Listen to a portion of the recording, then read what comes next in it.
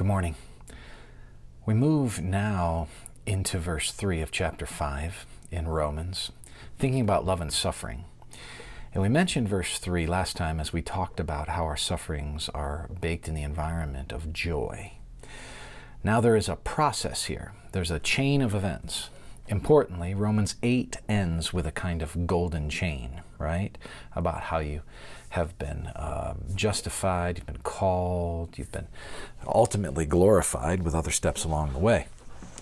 Now, as we begin here, notice this chain, because it's a difficult one.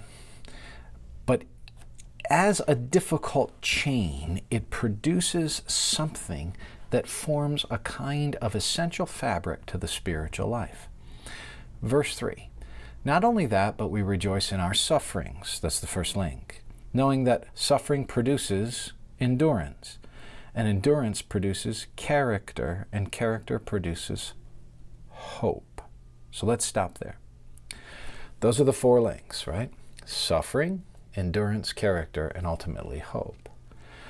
Now, that tells us that the materialization of the fruit of justification, the third fruit, hope, often comes on the back end. The existential experience of it comes on the back end of enduring suffering, enduring it, so suffering that produces endurance, and then the character that comes from that then gives us a kind of disposition, a kind of way of being within the essence of our person to have hope. Now, I want you to think about how endurance is produced from suffering. And I think there's a salient passage of Scripture to go to here. James 1, 2 through 4. It reads this way: Count it all joy, my brothers. Notice, baked in joy. It's a very similar parallel text. When you meet trials of various kinds, for you know that the testing of your faith produces steadfastness. Let steadfastness have its full effect, that you may be perfect and complete, lacking nothing. Now, steadfastness in Greek is hypomone. Hypomone. It is the same word that is used in Romans 5, verse 3 for the word endurance. So when he says, let steadfastness have its full effect, it's the idea of letting endurance have its full effect. Now, I'm going to talk with you tomorrow about what that effect is. For now, I want you to see that suffering is doing something, and it's building endurance. So think of it as training.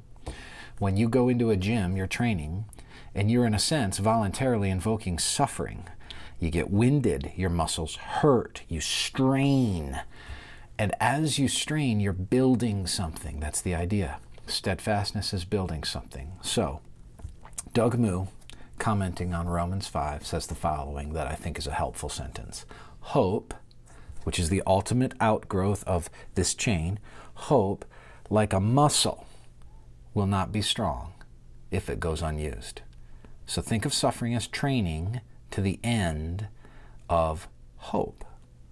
Endurance needs to be built, and that's what suffering does. May the Lord encourage you with that thought today.